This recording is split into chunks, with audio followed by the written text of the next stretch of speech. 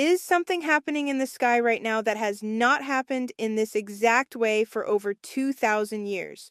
Two planets are standing together at the very first degree of the zodiac. One of them builds walls, the other dissolves them. One says, "This is real, prove it, show me the structure." The other says, "None of it is real, let it go, dissolve into the infinite." Saturn, the architect of limits, Neptune, the dreamer without edges. And earlier this year, they came together at 0 degrees of Aries, the point where the entire wheel begins again, the seed point, the first breath of a new cycle. That meeting became exact in February. But here is what most people misunderstand. A conjunction like this is not a single day. It is a season of the soul. And right now, in June, both of these planets are still walking side by side through the early degrees of Aries, still close enough to feel each other, still weaving their two opposite natures into one strange and powerful thread that is running quietly underneath everything you are living through this month. So let us slow down, let us breathe, and let us look at what this energy actually feels like and how you can work with it instead of being worked by it. Close your eyes for a moment if you can. Imagine you are standing at the edge of the ocean at night. The water is dark and endless. You cannot see where it ends and the sky begins. That is Neptune, the dissolving, the longing, the dream that has no shoreline. And now imagine that in your hands you are holding a single stone, solid, heavy, real, something you can build with. That is Saturn, the form, the commitment, the thing that survives the morning. The whole question of this conjunction lives in that image. What do you do when the dreamer and the realist are forced to share the same room? When the part of you that wants to escape into the infinite has to sit across the table from the part of you that wants to build something that lasts? The ancient alchemists had a phrase for this: solve coagula, dissolve and then bind together. First, you must let something break down. You must let the old structure dissolve into the waters, into the unknown, into the fog. And only then, from that dissolved state, can you draw up something true and give it form?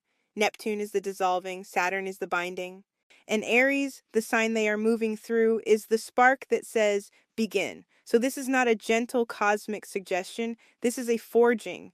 You are being asked to dissolve an old version of yourself and to build a new one from what remains. Now, what does this actually look like in the month of June? The first days of the month carry a particular kind of fog.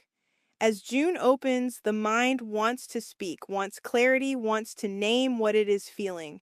But Mercury is moving through the waters of Cancer and pressing directly against both Saturn and Neptune. And so the words do not come out clean. You may find that you cannot quite explain what is happening inside you. You reach for the sentence and it dissolves before you can finish it. You feel something enormous, but it has no shape yet. Do not panic in this. This is Neptune doing its work. The fog is not your enemy. The fog is the dissolving.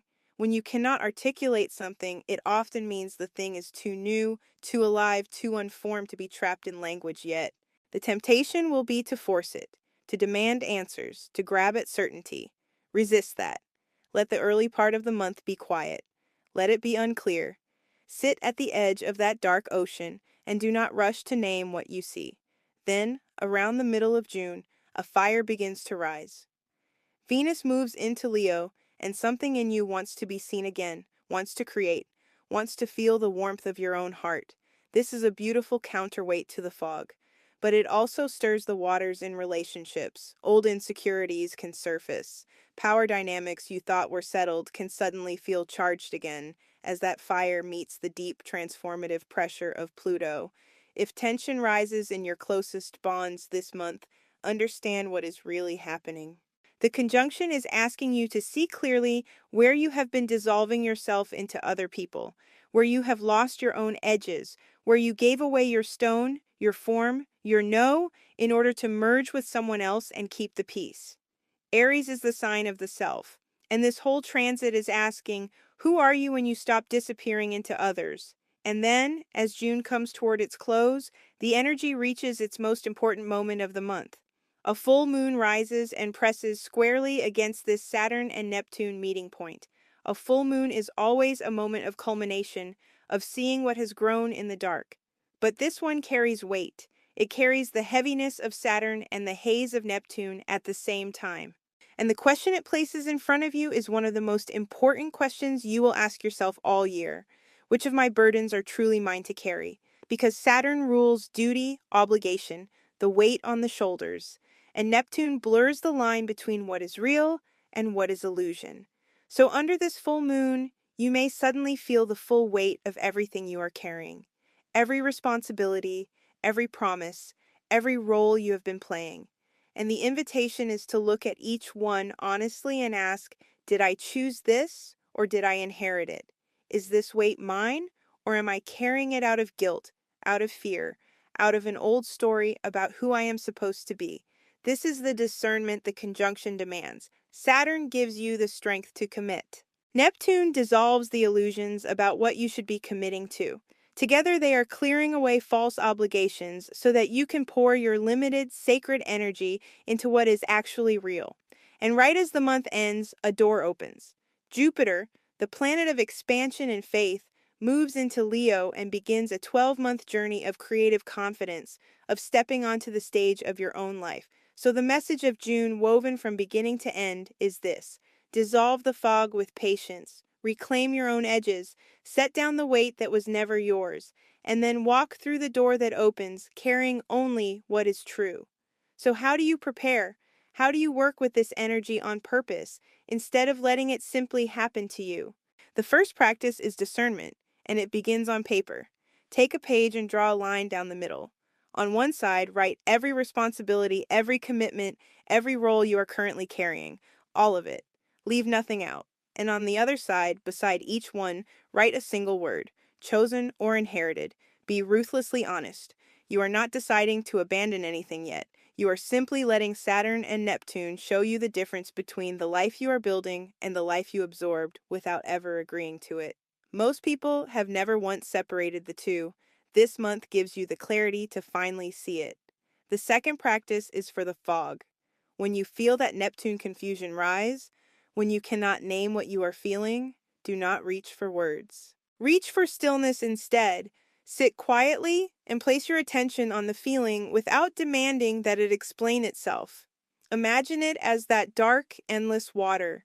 You are not trying to drain the ocean. You are simply learning to sit at its edge without fear. Often, when you stop interrogating a feeling and simply let it be present, it begins to reveal its own shape in its own time. This is how you let the dissolving complete itself. This is how the new form rises naturally from the deep. The third practice is to give your dream one piece of form. This is the heart of working with a Saturn and Neptune conjunction. Take one vision you have been carrying, one dream that has lived only in your imagination, only in the fog, only as a someday.